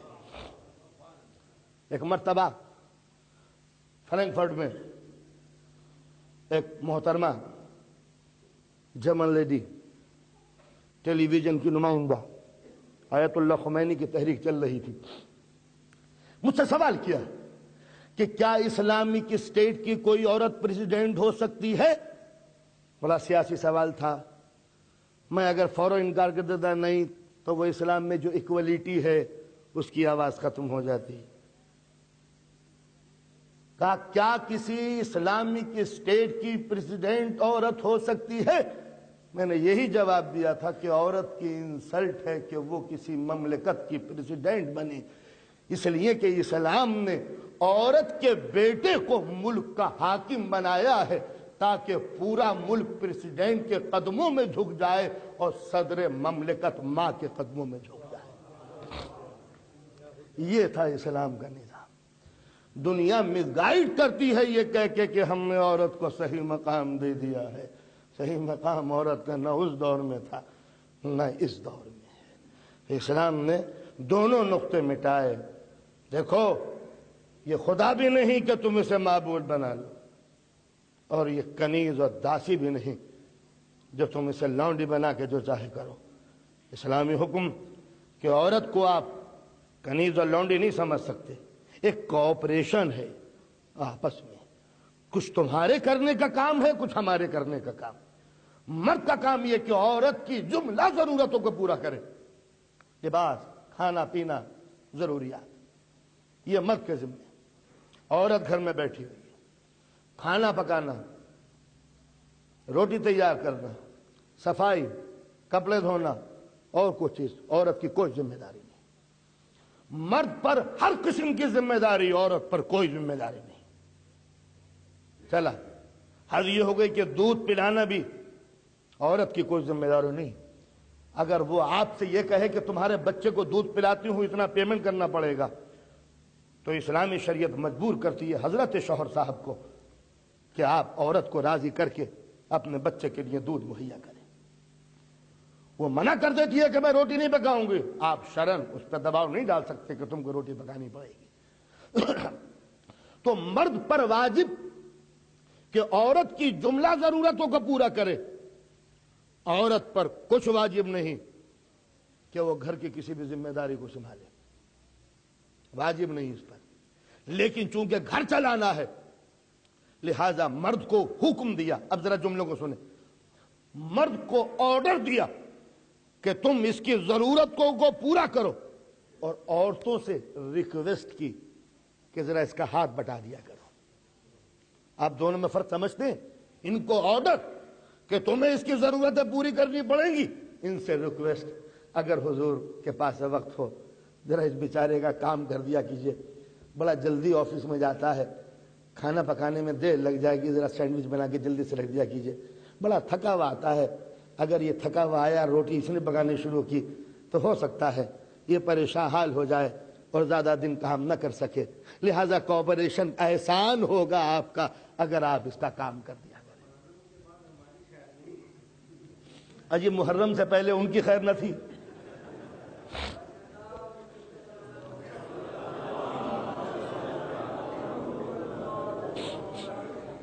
تو لہذا یہ عورت کا احسان ہے کہ وہ مرد کی خدمت کرتی ہے. مرد پر واجب ہے کہ یہ عورتوں کے حقوق فراہم کرتا ہے. یہ تھا اسلامی نقطہ نظر. عورت چونکہ ضعیف و ناتواں و کمزور ہے لہذا یہ مرد کے کنٹرول میں رہے گی. بغیر مرد کی پرمیشن کے یہ باہر نہیں جائے گی.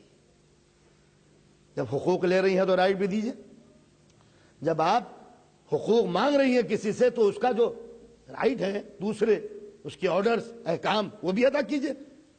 اس لیے کہ دنیا میں یہی ہوتا ہے. آپ نے کہا کہ یہ ہمارا حق ہے، ڈیمانڈ کیا آپ نے، آپ کو ڈیمانڈ کرنے کا حق ہے، لیکن اپنے فرائض بھی. تو ڈیمانڈ کے ساتھ ڈیوٹی دونوں ہوتی ہے.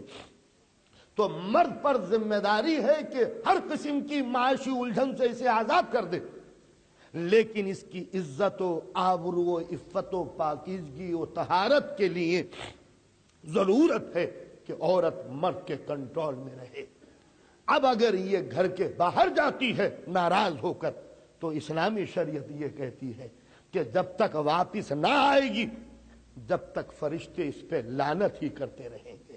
اس لیے کہ جب اسلام نے اسے جملہ حقوق دلوائے ہیں تو پھر اطاعت بھی کرنے کے لیے ضروری ہے کہ یہ مرد کے کنٹرول میں رہے. وہاں چلی جاؤں، لیکن اگر فرض کیجئے میوچول انڈرسٹینڈنگ ہے اور پرمیشن آلریڈی ملی ہوئی ہے، شوہر ناراض نہیں ہوتا، تو ضروری نہیں ہے کہ میں باپ کے گھر جاؤں یا نہیں جاؤں، شاپنگ کرنے جاؤں یا نہ جاؤں ہر بات پوچھنے کے لیے. لیکن اگر یہ معلوم ہے کہ میرا شوہر اس بات کو پسند نہیں کرتا تو عورت کے اوپر حرام ہے شرعی نقطہ نظر سے وہ کام کرنا جو مرد کی عادت کے خلاف ہو اور مرد کی مرضی جہاں نہ ہو، ورنہ عدم اطاعت کا اس پہ الزام آ جائے گا اور اپنے حقوق سے محروم ہو جائے گی. یعنی اگر مرد اسلامی عدالت میں یہ مقدمہ دائر کر دے کہ عورت میری اطاعت نہیں کرتی تو حاکم عادل عورت کو مجبور کرے گا کہ جب تم نان و نفقہ پاتی ہو، جملہ ضرورت شوہر پوری کرتا ہے، تو اپنے ایڈمنسٹریشن کے طور پر، گھر کے نظام کے تحت پر اگر مرد کوئی حکم دیتا ہے تو تم کو ماننا پڑے گا۔ تو شوہر کی اطاعت کرنا عورت کے اوپر واجب، لیکن ان باتوں میں شوہر کی اطاعت کرنا حرام ہے جب کوئی مرد اسلامی احکام کے خلاف عورت کو حکم دے۔ روزہ مت رکھو، نماز مت پڑھو، یہ مت کرو، تو اگر اسلامی احکام کے خلاف شوہر حکم دے رہا ہے تو عورت پر ضروری ہے کہ وہ اپنے شوہر کی اطاعت نہ کرے۔ لیکن اگر سنتی احکام ہے تو سنتی احکام پیچھے ہٹ جائیں گے، شوہر کا حکم آگے آ جائے گا۔ اگر کوئی شوہر یہ کہتا ہے تو سنتی روزہ مت رکھو، تو آپ کو سنتی روزہ ترک کرنا پڑے گا شوہر کے حکم کے آگے۔ لیکن اگر واجب روزہ ہے، واجب نماز ہے، تو اس مسئلے میں شوہر کی اطاعت آپ کے لیے ضروری نہیں ہوگی۔ وقت کم ہے، ختم ہو گیا تحریر کا مضمون، جہاں تھا وہ اپنے کوئی بات بیان نہیں کی جا سکی، تب تمہید میں گزر گئی۔ بہرحال پھر اگر زندگی رہی تو اس کے کچھ حصے بیان کر دیے گئے۔ اب جو دوسرے احکام ہے، مثلا یہ اگر گھر میں ہے تو ماں باپ کے کنٹرول میں ہے، باپ سکری۔ شرعی نقطۂ نظر سے عورت آزاد ہے کہ وہ جس سے چاہے شادی کرے، اپنے پسند کے شریک حیات کو تلاش کرنے میں اسلامی نقطۂ نظر سے عورت آزاد ہے۔ لیکن چونکہ ناتجربہ کار ذہن گمراہ کیا جا سکتا ہے، لہذا اسلام نے اس کو آزادی تو دی ہے کہ جس کو چاہو تم اپنا شریک حیات تجویز کرو، مگر باپ کے تجربہ کار ذہن کو گائیڈ بنا دیا کہ باپ کی مرضی کے خلاف یہ سلیکشن قابل قبول بھی نہیں ہو سکتا۔ یعنی آپ شوہر تلاش کریں گی مگر باپ کی رضا لینی آپ کے لیے ضروری ہوگی، ورنہ پریشانیوں میں آپ مبتلا ہو جائیں گی، جس کی ذمہ داری آپ کے اوپر ہے۔ باپ کے لیے یہ حکم دیا کہ جب بیٹی جوان ہو جائے تو بغیر بیٹی کی مرضی کے آپ اپنی مرضی اس پر نہیں لا سکتے۔ یعنی جس طرح بیٹی سے کہا ہے کہ باپ کی مرضی ضروری ہے، اس طرح باپ کو بھی حکم دیا کہ اگر بیٹی کی مرضی نہیں ہے تو وہ نکاح قابل قبول نہیں۔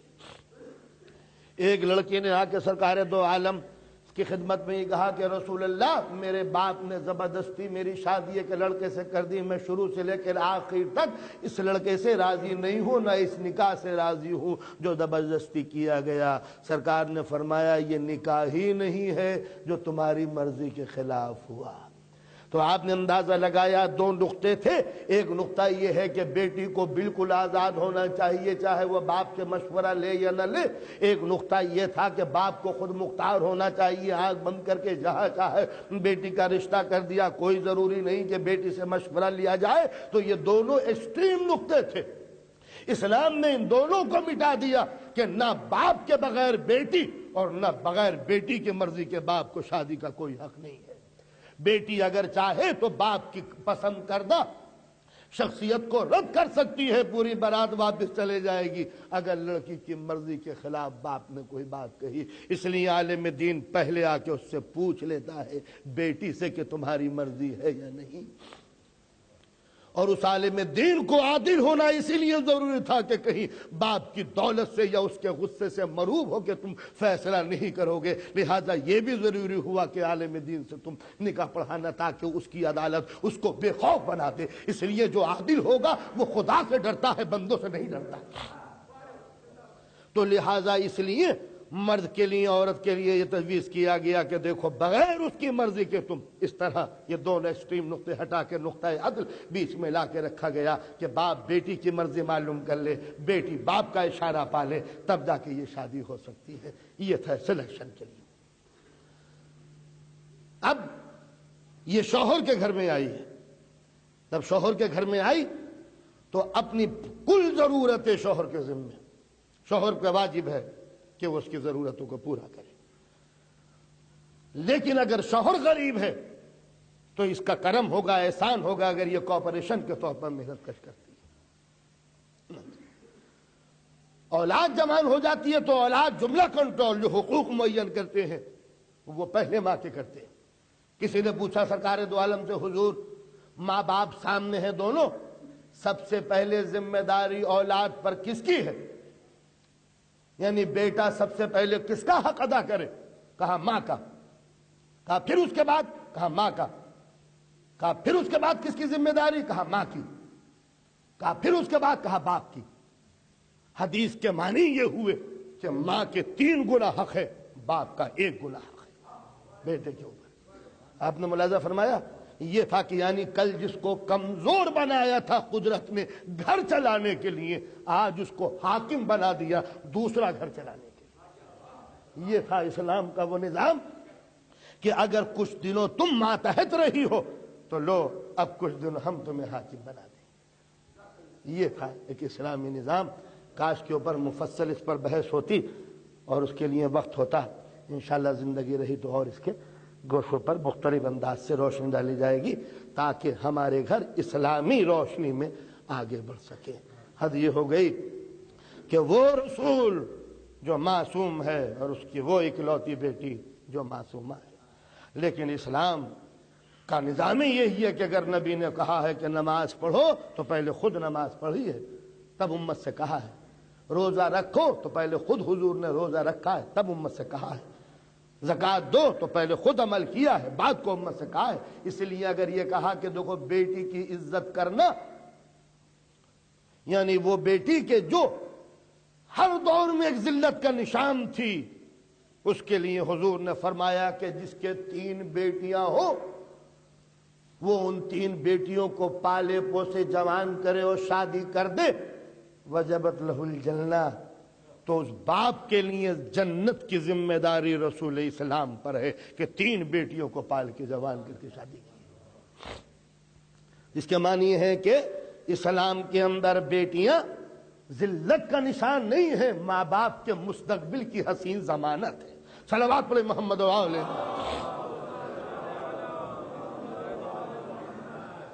کسی کے بیٹی پیدا ہوئی، حضور بیٹی پیدا ہوئی، بڑا ذلیل معاشرہ تھا جو بیٹی کی خوشخبری دینا بھی برا نہیں سمجھتے تھے، مگر مسلمان ہے، حکم دیا اللہ کے رسول میری بیٹی پیدا ہوئی تو آپ نے فرمایا کہ رحمت ہے، رحمت ہے۔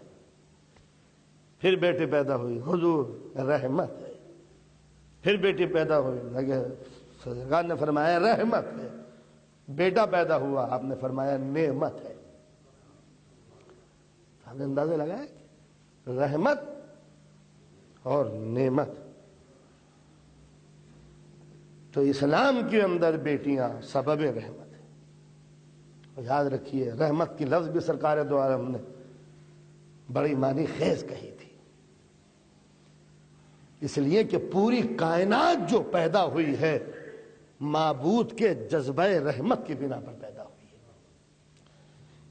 اگر حضور کو یہ کہا کہ اگر تم نہ ہوتے لولاک لما خلقت الافلاک، میرے نبی اگر تم نہ ہوتے تو کائنات نہ پیدا ہوتی۔ حضور کے لیے فرمایا کہ میرے نبی اگر تم نہ ہوتے تو کائنات نہ پیدا ہوتی، اور اب حضور کے لیے کہا وما ارسلناک الا رحمۃ للعالمین، ہم نے تمہیں پوری کائنات کے لیے رحمت بنا کر بھیجا ہے۔ تو چونکہ رحمت ہی سے کائنات آگے بڑھی ہے، لہذا نبی نے کہا بیٹی رحمت ہے، اس لیے کہ نسل انسانی اس سے آگے بڑھتی ہے۔ صلوات پڑھیں محمد علیہ۔ تو لہذا جو صفت قدرت نے نبی کے لیے مخصوص کی تھی، اور بندہ پرور اسی رحمت کے نتیجے کا نام نعمت ہوتا ہے۔ رحمت سے جو چیز رزلٹ کے طور پر آتی ہے اس کو نعمت کہتے ہیں۔ رحمت اور نعمت جدا جدا نہیں ہے، جہاں رحمت ہوتی ہے وہاں نعمت ہوتی ہے۔ رحمت کے رزلٹ ہی کو نعمت کہتے ہیں۔ مثلا زمین رحمت ہے، اب جو اناج پیدا ہوا وہ نعمت ہے۔ بادل بارش رحمت ہے، اس سے پانی سے جو نتیجے برآمد ہوئے وہ نعمت ہے۔ شجر درخت رحمت ہے، ثمر نعمت ہے۔ سورج رحمت ہے، اس کی کرنیں ٹمپریچر حرارت تمازت روشنی نعمت ہے۔ تو رحمت کے رزلٹ کو نعمت کہتے ہیں۔ تو اگر کہیں نعمت کی جستجو کرنی ہو تو رحمت کو دیکھ لینا، رحمت کو تلاش کرنا ہو تو نعمت کو دیکھ لینا۔ تو اب قدرت نے یہ کہا کہ میرا نبی رحمت ہے، تو جہاں رحمت ہوتی ہے وہی نعمت ہوتی ہے۔ جیسے درخت رحمت ہے اور درختوں میں لٹکے ہوئے پھل نعمت ہے، سورج رحمت ہے، اس سے ملی ہوئی اٹیچ کنیکٹڈ کرنے رحمت ہے، زمین نعمت ہے، پیدا ہونے والا اناج نعمت ہے۔ تو رحمت جہاں ہوتی ہے اس سے اٹیچ نعمت ہوتی ہے، رسول رحمت ہے تو نعمت بھی اس سے اٹیچڈ ہوگی۔ اب سمجھے جس وقت رسول نے اپنے ہاتھوں پر علی کو اٹھا کے کہا من کنت مولا ہو فہذا علی مولا، تو قدرت نے اب کہا کہ اکملت لکم دینکم واتممت علیکم نعمتی، آج ہم نے تم پر اپنی نعمتیں کمپلیٹ کر دی۔ تو معلوم ہوا کہ اگر نبی رحمت ہے تو ہاتھوں پر ولایت و اولاد نعمت ہے۔ صلوات پڑھیں محمد و آل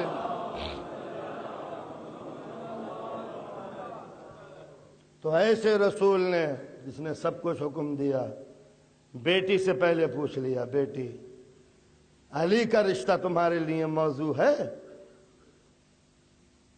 اب ظاہر ہے یہ معصوم یہ معصومہ، اے علی تمہارے لیے فاطمہ کو تجویز کیا گیا، تمہیں منظور ہے؟ رسول نے دو طرفہ خیالات معلوم کیے۔ بیٹی سے پوچھ رہے ہیں بیٹی علی منتخب روزگار ہے، سیدہ نے خاموشی سے سر جھکا دیا، خاموشی نیم رضا بن گئی، اور یہی شرم و حیا عورت کا زیور بن گئی کہ مرضی ہوتے ہوئے بھی مرضی کا اظہار لفظوں میں نہ ہو، عمل سے اظہار بن جائے۔ اس لیے کہ عورت کے لیے جس طرح مرد کے لیے بہادری ایک زیور ہے، اسی لیے عورت کے لیے شرم و حیا ایک نعمت ہے۔ یہی شرم و حیا عورت کی پاکیزگی کو بچانے والی ہے۔ جہاں یہ شرم و حیا ختم ہو جاتی ہے، یہ قدرت کی طرف سے ہے۔ چھوٹے بچوں میں آپ دیکھیں، 2 برس کا لڑکا ہو 2 برس کی لڑکی ہو، ایک ہی گھر میں پلے ہوئے ہو، مگر ایک بائی نیچر شرم و حیا لیے ہوئے ہے، ایک بائی نیچر جرأت و بہادری لیے ہوئے ہے۔ لڑکا توڑ پھوڑ وہ مار ادھر کود ادھر مار، یہ لڑکے کی طینت ہے۔ یہ شرمیلی خاموش بیٹھنے والی چپ رہنے والی، یہ فطرت کی طرف سے انتظام ہے، اسے دنیا کا انتظام کرنا ہے، لہذا یہ قوی ہے، مستعد ہے، محنتی ہے۔ اسے گھر کا نظام چلانا ہے، لہذا عفت آثار ہے، عزت طلب ہے، خاموش ذہن ہے، وقار ہے، چپ ہے، شرم و حیا ہے، طینت میں اس کے خاموشی ہے۔ اس لیے معاش کے لیے وہ عمل ضروری ہے، عزت کے لیے یہ عمل ضروری ہے۔ لہذا سیدہ چپ ہیں، تجویز طے پائی، اور اس کے بعد یہ کہہ دیا کہ اگر علی نہ ہوتے تو سیدہ کا دنیا میں کوئی کفو نہ ہوتا۔ میں نے بتا دیا کہ جس سٹینڈرڈ کی لڑکی ہو اسی معیار کا اسلام میں لڑکا تلاش کرنا چاہیے۔ باپ کو حکم دیا گیا کہ لفظ کفو اسلام میں پہلی مرتبہ استعمال ہوا ہے کہ کفو دیکھ کے شادی کرنا۔ کفو کیا؟ جس اسٹینڈرڈ کا لڑکا ہو اسی اسٹینڈرڈ کی لڑکی ہو، جس معیار کی لڑکی ہو اسی حیثیت کا لڑکا ہو۔ جاہل شوہر ہے تو پڑھی لکھی نہ باندھ دینا، جاہل عورت ہے تو پڑھے لکھے سے منسوب نہ کر دینا، ایک تنگ نظر ہے تو وسیع قلب سے شادی نہ کرنا، ایک بے دین ہے تو دیندار کے ساتھ نہ باندھ دینا۔ کفو تلاش کر کے شادی کرنا، جس حیثیت کی لڑکی ہو اسی حیثیت کا لڑکا ہو، تاکہ جب ذہن ایک جیسے ہو تو گھر سکون سے آگے بڑھ سکے۔ اس لیے کہ جب دونوں میں افراط و تفریط ہوگی، یہ کچھ چاہتا ہے یہ کچھ، اس کی طینت کچھ، اس کی خصلت کچھ، اس کا ذہن کچھ، اس کا مزاج کچھ، اس کی عادت کچھ، اس کی خصلت کچھ، تو جب ذہن ایک جگہ نہیں ہے تو گھر کیسے ہو سکتا ہے؟ لہذا کفو دیکھ کے شادی کریں۔ لہذا رسول اسلام کی زندگی میں جو کفو تیار ہوا وہ ایک طرف مولا کائنات ہے، ایک طرف فاطمہ الزہرا ہے۔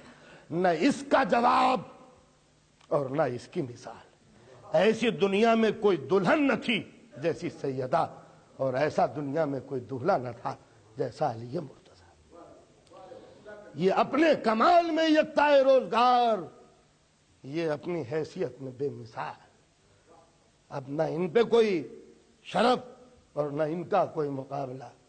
اللہ کی قسم، سیدہ کے علاوہ جو بھی ہوتا کفو، وہ اسلامی نقطہ نظر سے غیر عدالت ہوتی۔ لہذا علی کی شادی ہوئی سیدہ سے کفو دیکھ کر، تو جس طرح رسول کے دل میں تمنا ہوگی کہ علی کا بھی عقد ہو تو حیثیت کے اعتبار سے، تو جب رسول کے ذہن میں یہ تمنا ہوگی کہ علی کا عقد ہو، تو ہر دور کے رسول کے ذہن میں اس دور کی علی کی شادی کے لیے خیال تو پیدا ہوگا۔ رسول کو خیال ہے کہ علی کی شادی ہو، ماں کی بھی دلی تمنا ہوگی، تو اس طرح جس کا نام علی ہوگا اس کی ماں کے دل میں بھی تڑپ ہوگی کہ میرے بیٹے کی شادی ہو، باپ کے دل میں بھی۔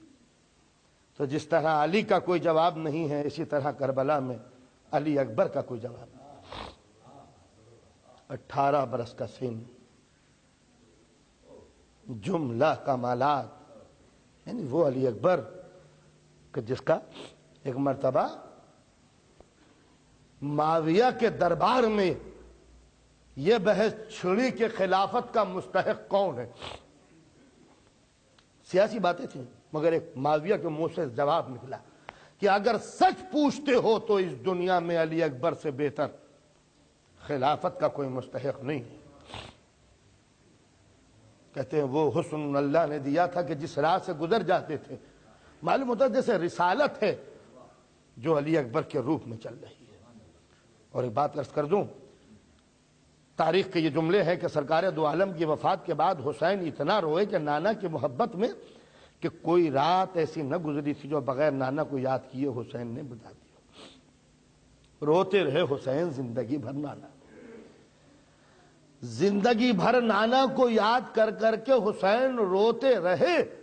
اتنا چاہتے تھے حسین، بس حسین کے اس گریے کو قدرت نے اس دن روکا جب حسین کی گود میں رسول کی ایک حسین سی تصویر آئی۔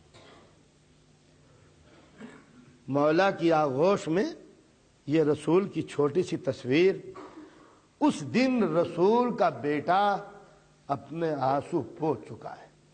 اور یاد ہوگا کربلا میں ایک جملہ کہا تھا امام حسین نے، پالنے والے گواہ رہنا، اس بیٹے کو بھیج رہا ہوں شہادت کے لیے جو سیرت و صورت میں تیرے رسول جیسا ہے، جو سیرت و صورت میں تیرے رسول جیسا ہے، اس علی اکبر کو بھیج رہا ہوں۔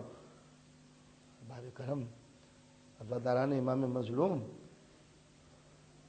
بہت سے ہیں آپ حضرات میں کہ جن کے بیٹے ماشاءاللہ جوان ہیں، خدا تمہاری ان جوانیوں کو سلامت رکھے، تمہاری آنکھوں کا یہ نور ہر قسم کی پریشانیوں سے محفوظ رہیں۔ میری تقریر جو میری بہنیں سن رہی ہیں جن کے جوان بیٹے ہیں، پروردگار عالم ان کی کوکھ آباد رہے، ان کے دل ٹھنڈے رہیں، ان کی جوانیاں ان کی نگاہوں کے سامنے رہیں۔ میری بہنیں ایک جملے کی تائید کریں گی جو میں کہہ رہا ہوں، یوں تو ہر عمر میں ماں باپ اپنی اولاد کو چاہتے ہیں، مگر 2 عمریں ایسی ہوتی ہیں کہ ماں باپ کی نظریں اپنی اولاد پہ تھم جاتی ہیں۔ ایک وہ عمر جب کہ بیٹا گود میں ہو، دودھ پیتا ہو۔ جن گھروں میں چھوٹے بچے دودھ پیتے ہیں، ذرا اندازہ لگائیے کہ ماں باپ کی توجہ کتنی زیادہ ان بچوں کی طرف رہتی ہے۔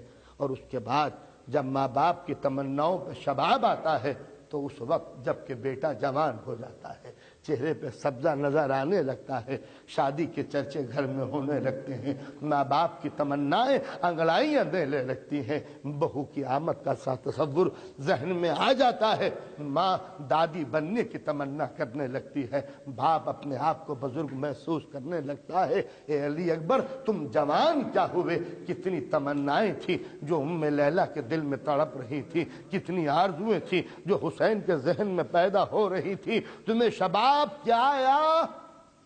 حسین کی تمناؤں کے گلستان میں بہار آنے لگی، اور علی اکبر تم پر موت کیا آئی جیسے یہ چمن ویران ہو گیا۔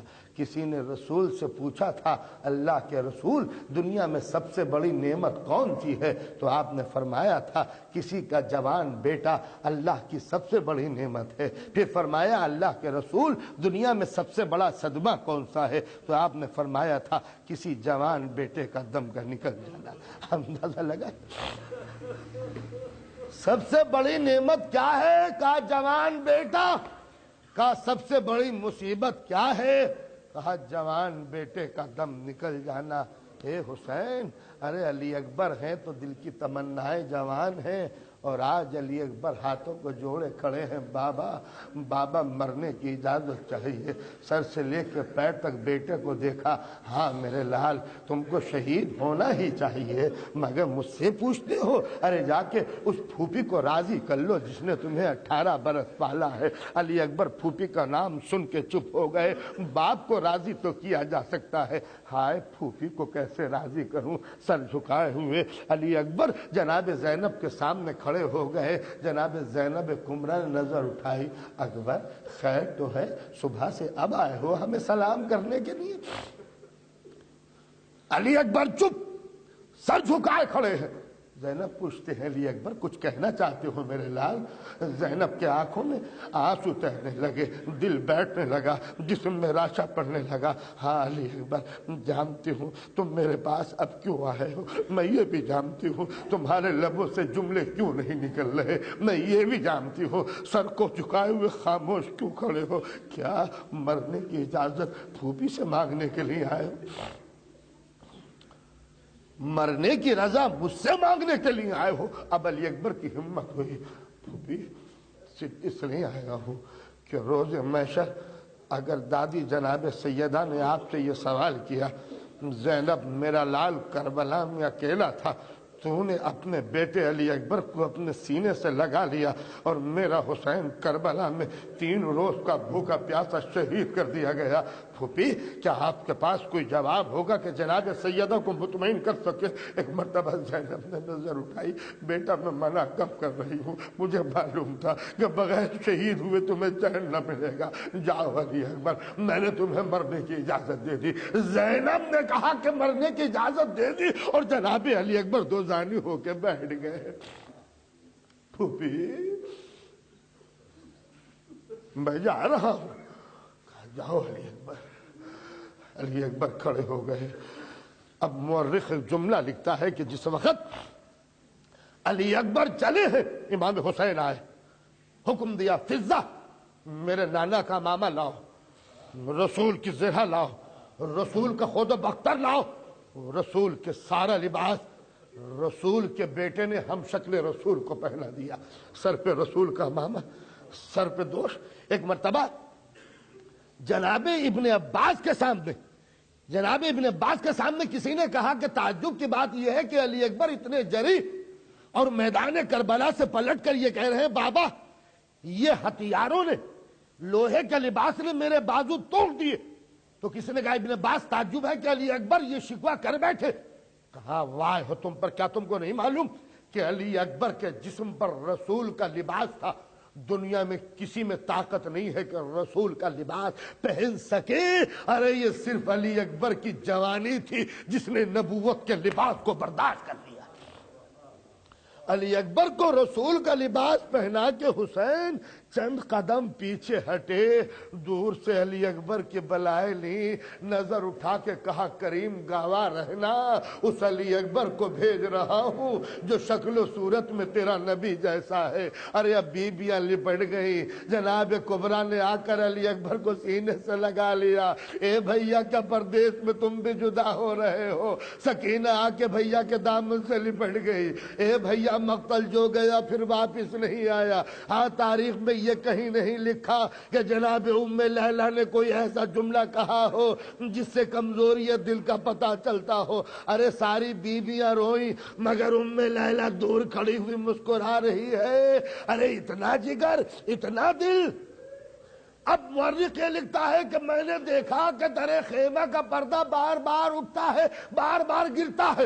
میں نے پوچھا کہ یہ خیمے کا پردہ اٹھ کیوں رہا ہے، گر کیوں رہا ہے؟ ایک مرتبہ کسی نے کہا تم کو نہیں معلوم، ارے جب علی اکبر مقتل کی طرف چلتے ہیں تو کبھی کبرا دامن تھام لیتی ہے، کبھی فضہ دامن پکڑ لیتی ہے، کبھی ام کلثوم لپٹ جاتی ہے، کبھی کنیزی آ کے قدموں سے لوٹنے لگتی ہے۔ علی اکبر میدان کربلا میں آئے، حسین اپنے گھوڑے ذوالجلال پہ سوار ہے۔ تاریخ کا ایک عجیب و غریب جملہ، علی اکبر مقتل کی طرف چلے، علی اکبر نے محسوس کیا کہ کوئی پیچھے دوڑتا چلا آ رہا ہے۔ تاریخ کے جملے ملاحظہ فرمائیے، تاریخ مورخ لکھتا ہے کہ جیسے جیسے علی اکبر کا گھوڑا تیز ہوتا جاتا تھا حسین دوڑتے جاتے تھے۔ علی اکبر نے پلٹ کے دیکھا، کیا دیکھتے ہیں کہ بوڑھا باپ گھوڑے کے پیچھے دوڑتا ہوا چلا آ رہا ہے۔ علی اکبر نے فرس روکا، گھوڑے سے اترے، دوڑتے ہوئے آئے۔ بابا میں تو اجازت لے کے آیا تھا۔ عجیب جملہ کہہ دیا، اے بابا میں نے تو آپ سے اجازت طلب کی تھی۔ ارے عجیب جملہ کہا حسین نے، اے علی اکبر اس ذائقے کو تم نہیں جانتے، ارے تمہارا بھی کوئی جوان بیٹا ہوتا تو تمہیں پتا چلتا۔ اے علی اکبر اب بوڑھے باپ پہ کرم کرو میرے لال، پلٹ پلٹ کر ضعیف باپ کو دیکھتے جانا، پلٹ پلٹ کر ضعیف باپ کو دیکھتے جانا۔ ارے پہلی مرتبہ نگاہوں سے اوجھل ہو رہے ہو۔ بس ایک مرتبہ مولا ایک بلندی پہ چڑھ گئے، علی اکبر میدان قتال میں آئے، جنگ کر رہے ہیں۔ تاریخ نہیں بتاتی کہ امام نے کسی کی جنگ کو اس شوق سے دیکھا ہو جیسے جناب علی اکبر کی جنگ کو، شاید اس لیے کہ ہم شکل رسول، آج فرزند رسول امام حسین نے رسول کو ہر حال میں دیکھا تھا مگر رسول کو کبھی جنگ کرتے ہوئے نہیں دیکھا۔ آج حسین یہی دیکھنا چاہتے ہیں کہ میرے نانا اگر جنگ کرتے تو کیسے کرتے ہیں۔ بس عزاداران امام مظلوم، وہ مصیبت کی گھڑیاں قریب آ گئیں۔ ماں نے دیکھ لیا کہ باپ کے چہرے پر پریشانی کے آثار ہیں، فضہ کو بلایا، فضہ ذرا پوچھنا کہ تمہارے شہزادے کے چہرے کا رنگ کیوں بدلا؟ فضہ دوڑتے ہوئے آئی، شہزادے خیر تو ہے؟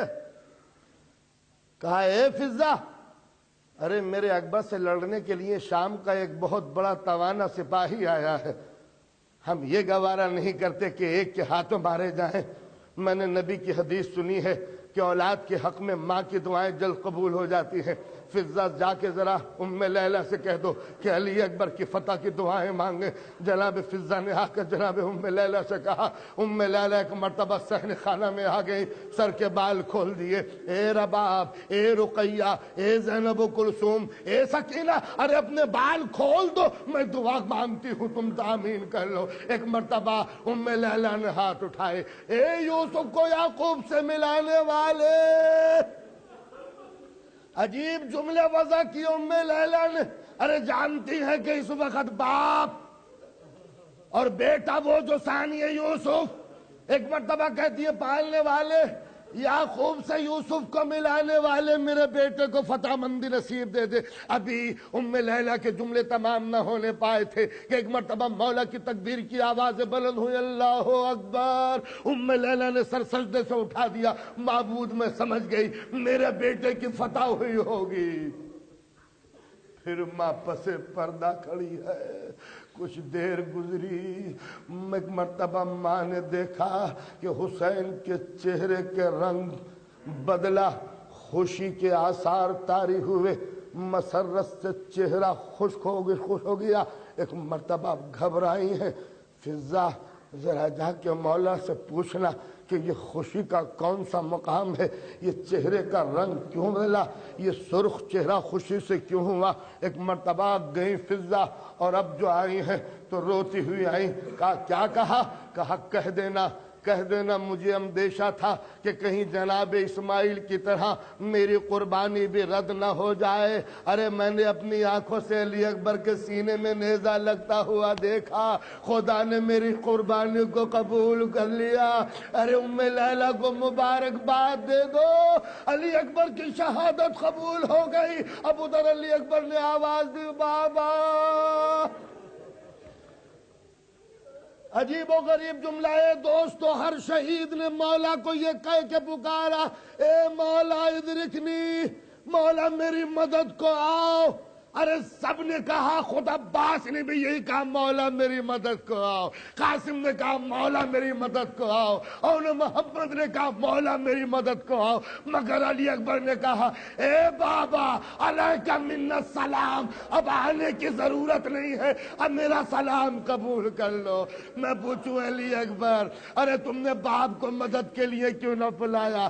علی اکبر کہیں گے ارے جس نے بھی بلایا مدد کے لیے ہم بھی ساتھ ساتھ گئے، مگر میرا بابا ارے کس کو مدد کے لیے پکارے؟